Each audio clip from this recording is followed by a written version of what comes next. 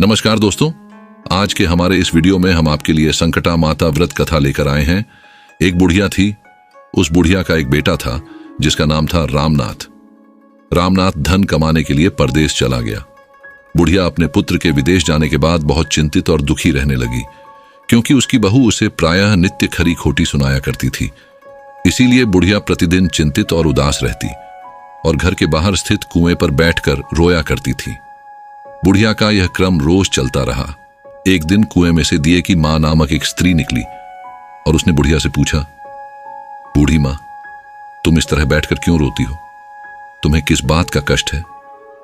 तुम मुझे अपना दुख बताओ, मैं तुम्हारे दुख दूर करने का प्रयत्न करूंगी। बुढ़िया ने उस स्त्री का प्रश्न सुनकर कोई भी जवाब नहीं दिया और रोती ही रही। दिए की मां बार बार एक प्रश्न दोहराई जा रही थी। वह बुढ़िया इस बात से झुंझुला उठी। उस बुढ़िया ने दिए की मां से कहा, तुम मुझे बार बार ऐसा क्यों पूछ रही हो? क्या सचमुच ही तुम मेरा दुख जानकर उसे दूर कर दोगी? बुढ़िया की बात सुनकर दिए की मां ने उत्तर दिया, मैं अवश्य ही तुम्हारे कष्टों को दूर करने का प्रयत्न करूंगी। बुढ़िया ने दिए की मां का ऐसा आश्वासन पाकर कहा, मेरा बेटा कमाने के लिए परदेश चला गया है। उसके पीछे मेरी बहू मुझे बहुत बुरा भला कहती रहती है, यही मेरे दुख का कारण है। बुढ़िया की बात सुनकर दिए की मां ने कहा, यहां के वन में संकटा माता रहती है। तुम अपना दुख उनसे सुनाकर कष्ट से छुटकारा पाने के लिए प्रार्थना करो। मां बहुत दयालु हैं, दुखियों के प्रति बहुत सहानुभूति रखती हैं। निसंतानों को संतान, निर्धनों को धनवान, निर्बल को बलवान और अभागों को भाग्यवान बनाती हैं। उनकी कृपा से सौभाग्यवती स्त्रियों का सौभाग्य अचल हो जाता है। कुंवारी कन्याओं को अपने इच्छित वर की प्राप्ति होती है। रोगी अपने रोग से मुक्त होते हैं। इसके अलावा जो भी मनोकामना हो वह सभी को पूरा करती है, इसमें कोई भी संदेह नहीं है। दिए की मां से ऐसी विलक्षण बात को सुनकर बुढ़िया संकटा माता के पास गई और उनके चरणों पर गिरकर विलाप करने लगी। संकटा माता ने बड़े ही दयालु होकर बुढ़िया से पूछा, बुढ़िया, तुम किस कारण इतने दुख से बार बार रोती रहती हो? बुढ़िया ने कहा, हे माता, आप तो सब कुछ जानती हो, आपसे तो कुछ भी छिपा नहीं है। आप मेरे दुख को दूर करने का आश्वासन दें तो मैं अपनी दुखद गाथा आपको सुनाऊं। बुढ़िया की बात सुनकर संकटा माता ने कहा, मुझे पहले अपना दुख बताओ। दुखियों का दुख दूर करना ही मेरा काम है। संकटा माता के ऐसा कहने पर बुढ़िया ने कहा, हे माता, मेरा लड़का परदेश चला गया है। उसके घर में ना रहने से मेरी बहू मुझे बहुत तरह तरह की सुनाया करती है। उसकी बातें मुझसे सहन नहीं होती। इसी कारण परेशान होकर मैं बार बार रोया करती हूं। बुढ़िया की इस दर्द भरी कथा को सुनकर संकटा माता ने कहा, तुम घर जाकर मेरे लिए मन्नत मांगकर मेरी पूजा करो। इससे तुम्हारा लड़का सकुशल घर वापस आ जाएगा। मेरी पूजा के दिन सुहागन स्त्रियों को आमंत्रित कर उन्हें भोजन कराना। ऐसा करने से तुम्हारा लड़का अवश्य ही तुम्हारे पास आ जाएगा। संकटा माता के कहे अनुसार उस बुढ़िया ने मनौती मांगकर पूजा की और सुहागिन स्त्रियों को भोजन के लिए आमंत्रित किया। परंतु विचित्र बात यह हुई, जब बुढ़िया ने स्त्रियों के लिए लड्डू बनाने शुरू किए तो उससे 7 की जगह 8 लड्डू बन गए। इस बात से बुढ़िया बहुत ही असमंजस में पड़ गई। ऐसा होने का क्या कारण है? कहीं मुझसे गिनने में तो गलती नहीं हो रही, अथवा अपने आप 8 लड्डू बन जाने का कोई अन्य कारण है। उसी समय संकटा माता एक वृद्ध स्त्री के रूप में बुढ़िया के सामने प्रकट हुई और बुढ़िया से पूछा, क्यों बुढ़िया, आज तुम्हारे यहाँ कोई उत्सव है क्या? ये सुनकर बुढ़िया बोली, आज मैंने संकटा माता की पूजा की है और सुहागिन स्त्रियों को भोजन के लिए आमंत्रित किया है, किंतु जब गिनकर 7 लड्डू बनाती हूं तो वे लड्डू अपने आप ही 8 बन जाते हैं। मैं इसी बात से चिंता में पड़ गई हूं। बुढ़िया की बात सुनकर संकटा माता ने कहा, क्या तुमने किसी बुढ़िया को भी आमंत्रित किया है? बुढ़िया कहने लगी, नहीं, मैंने ऐसा नहीं किया, परंतु तुम कौन हो? संकटा माता ने कहा, मैं बुढ़िया हूं, मुझे ही आमंत्रित कर लो। ऐसा सुनकर बुढ़िया ने उस बुढ़िया रूपधारी संकटा माता को भोजन के लिए आमंत्रित कर लिया। इसके बाद बुढ़िया के घर पर सभी आमंत्रित सुहागनें आ पहुंची और बुढ़िया ने सबको लड्डू तथा अन्य मिठाई आदि का भोजन कराया। इससे संकटा माता उस बुढ़िया पर बहुत प्रसन्न हुई और माता की कृपा से उस बुढ़िया के बेटे के मन में अपनी माता और पत्नी से मिलने की इच्छा उत्पन्न हुई और वह अपने घर के लिए चल दिया। कुछ दिन बीतने के बाद वह बुढ़िया संकटा माता की पूजा कर सुहागिनों को भोजन करा रही थी कि किसी ने उसके लड़के के आने की सूचना दी, लेकिन बुढ़िया अपने काम में लगी रही। उसने कहा, लड़के को बैठने दो, मैं सुहागिनों को जिमा कर अभी आती हूं। लड़के की बहू ने पति के आने का समाचार सुना। उसी क्षण पति के स्वागत के लिए तुरंत घर की ओर चल दी। लड़के ने अपनी पत्नी को देखकर मन में सोचा कि मेरी स्त्री मेरे प्रति कितना प्रेम रखती है, जो खबर पाते ही मुझसे मिलने आ गई। परंतु मेरी मां को मुझ पर जरा भी प्रेम नहीं है। मेरे आने की खबर पाकर भी मेरी मां मुझसे मिलने नहीं आई। जब पूजा का काम समाप्त हो गया, सभी सुहागिनें भोजन करके अपने अपने घर को लौट गई। बुढ़िया अपने बेटे से मिलने के लिए उसके पास पहुंची। मां के आने पर लड़के ने पूछा, मां अब तक कहां थी?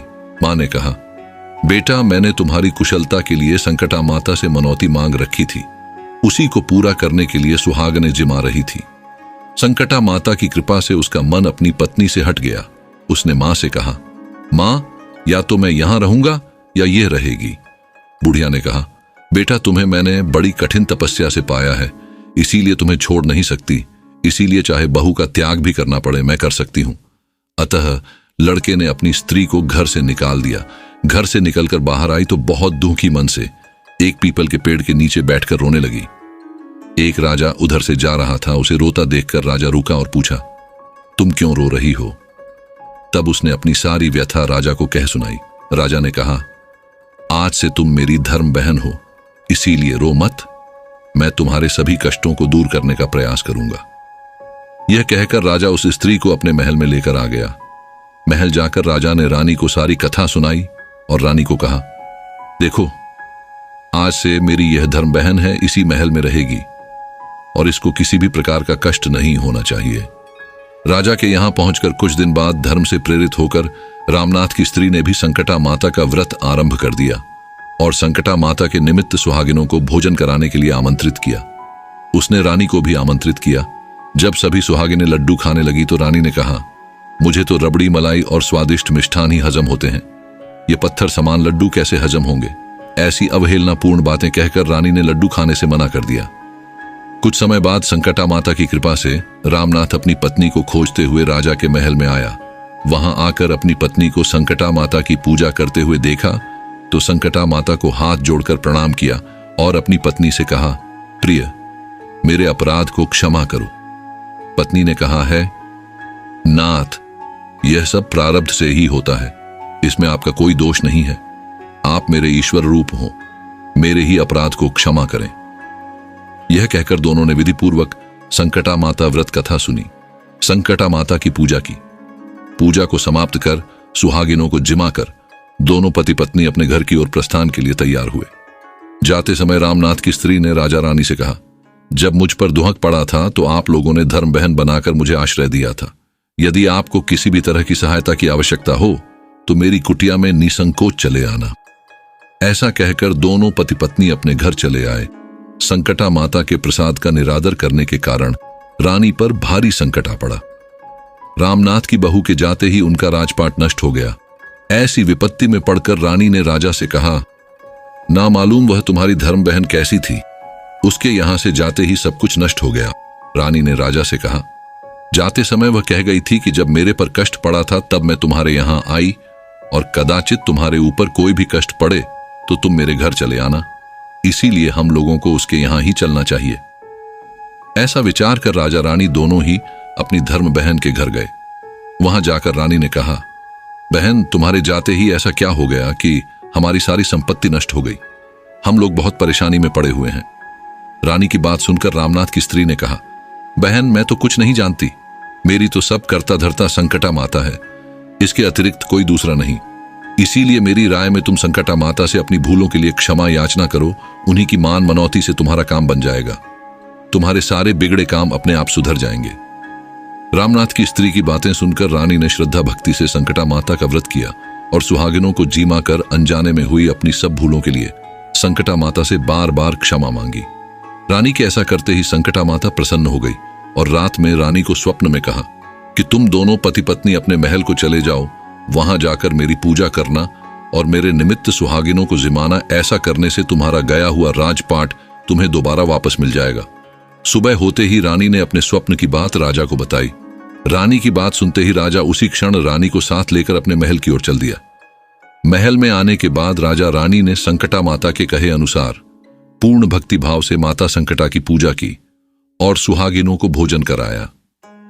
ऐसा करने से उनका बिगड़ा हुआ सारा समय सुधर गया और सारा राजपाट उन्हें वापस मिल गया और वह पहले की तरह राज्य को भोगने लगे। बोलो संकटा मैया की जय। इस प्रकार संकटा रानी व्रत कथा, संकटा माता व्रत कथा समाप्त हुई। दोस्तों, आज की वीडियो में इतना ही था। अगर आपको वीडियो पसंद आई हो तो वीडियो को लाइक कर चैनल को सब्सक्राइब जरूर करें। हम जल्द ही आपसे मिलते हैं नई वीडियो में। तब तक अपना ख्याल रखें।